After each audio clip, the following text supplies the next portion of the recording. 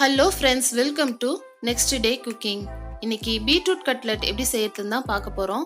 நிறைய சின்ன பசங்களுக்கு இந்த பீட்ரூட்டை நம்ம கொடுத்தோம்னா சாப்பிடவே மாட்டாங்க. ஆனால் இந்த மாதிரி கட்லெட் மாதிரி செஞ்சு கொடுத்தீங்கன்னா அவங்க ரொம்பவே விரும்பி சாப்பிட்ருவாங்க. இப்போ வாங்க எப்படி செய்யறதுன்னு பார்த்துடலாம்.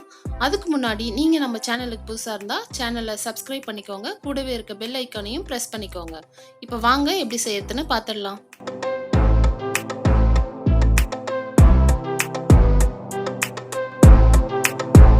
வானல்ல 1 டேபிள் ஸ்பூன் ஆயில் சேர்த்துக்கோங்க. அதுக்கப்புறமா அதில் பொடியாக கட் பண்ண ஒரு பெரிய சைஸ் வெங்காயத்தை சேர்த்துட்டு கொஞ்ச நேரம் வதக்கி விட்டுக்கோங்க.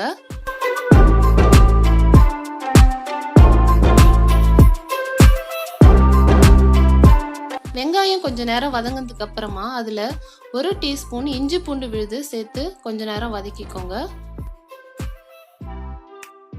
இப்போ 1 கப் அளவுக்கு துருவின பீட்ரூட்டை சேர்த்துட்டு கொஞ்ச நேரம் நல்லா வதக்கிக்கோங்க. அது எண்ணெயிலே கொஞ்ச நேரம் வேகட்டும்.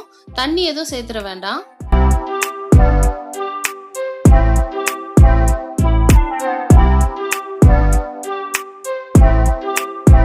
பீட்ரூட் இப்போ கொஞ்ச நேரம் வெந்துடுச்சு. இப்போ 2 மீடியம் சைஸ் உருளைக்கிழங்க வேக வச்சு தோல் உரிச்சு மேஷ் பண்ணி வச்சிருக்கிறேன். அதை சேர்த்துக்கோங்க. இப்போ இதை கொஞ்சம் மிக்ஸ் பண்ணி விட்டுட்டா போதும்.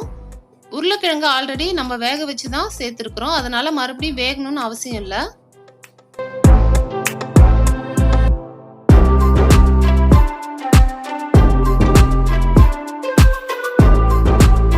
இப்போ நம்ம மசாலா பொருட்கள்லாம் சேர்த்துடலாம். 1/2 டீஸ்பூன் கரம் மசாலா தூள், 1/2 டீஸ்பூன் சீரகத்தூள், 1 டீஸ்பூன் தனியாத்தூள்,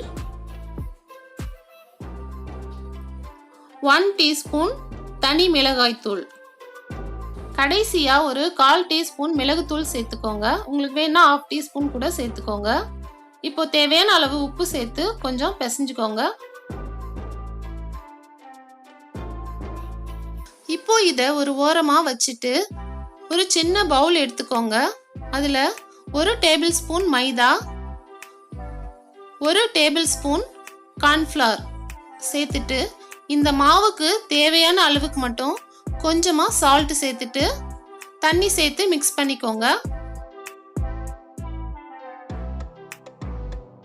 மாவு இந்த கன்சிஸ்டன்சில இருக்கிற போல பார்த்துக்கோங்க. இப்போ நம்ம வேக வச்சு வச்சிருக்கோம் இல்லைங்களா, அது கூடவே 1 கப் அளவுக்கு பிரெட் க்ரம்ஸ் சேர்த்துக்கோங்க. இது வேற ஒன்றும் இல்லைங்க, பிரெட்டை மிக்ஸி ஜார்ல சேர்த்துட்டு நல்லா பவுடரா அரைச்சிக்கோங்க.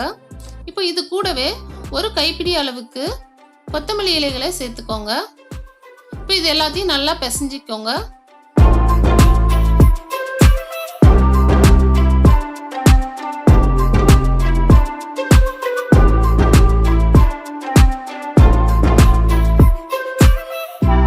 இப்போ சின்ன சின்ன உருண்டைகளா எடுத்து கையில வச்சு லைட்டா பிரஸ் பண்ணிக்கோங்க.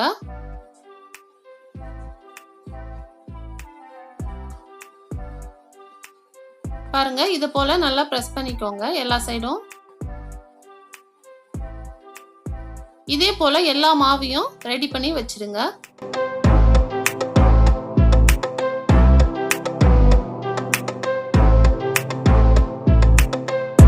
இப்போ இது எல்லாத்தையும் பிரெட் க்ரம்ஸ்ல கோட் பண்ணி எடுத்துடலாம். இது போல ஒன்னொன்னா எடுத்து நம்ம மைதா கார்ன்ஃப்ளவர் மிக்ஸ் வச்சிருக்கோம் இல்லைங்களா, அதுல டிப் பண்ணிட்டு அதுக்கப்புறமா பிரெட் க்ரம்ஸ்ல கோட் பண்ணி எடுக்கணும்.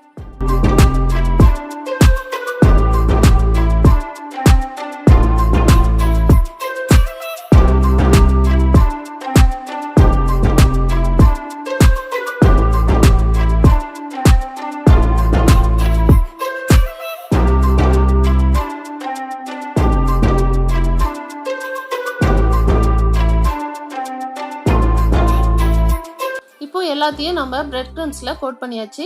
இப்போ நம்ம ஆயில்ல ஃப்ரை பண்ணிட்டா கட்லெட் ரெடி ஆயிடும்.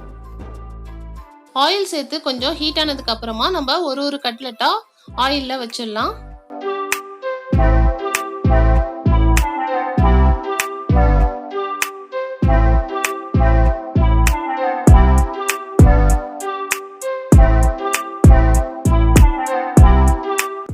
இது ஒரு 2 மினிட்ஸ் வெந்ததுக்கு அப்புறமா அடுத்த பக்கம் திருப்பி விட்டு மறுபடியும் இன்னும் ஒரு 2 மினிட்ஸ் வேக வச்சுக்கோங்க.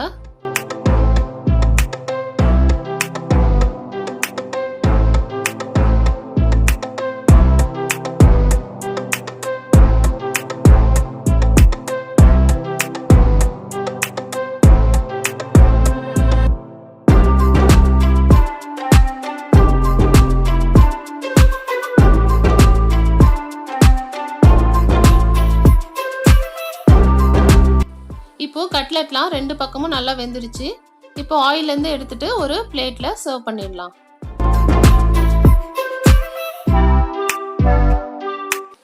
அவ்வளவுதான், சுவையான பீட்ரூட் கட்லெட் ரெடி ஆயிடுச்சு. இது ரொம்பவே டேஸ்டா இருந்தது. கண்டிப்பா ட்ரை பண்ணி பார்த்துட்டு எப்படி இருந்ததுன்னு எனக்கு கமெண்ட் பண்ணுங்க.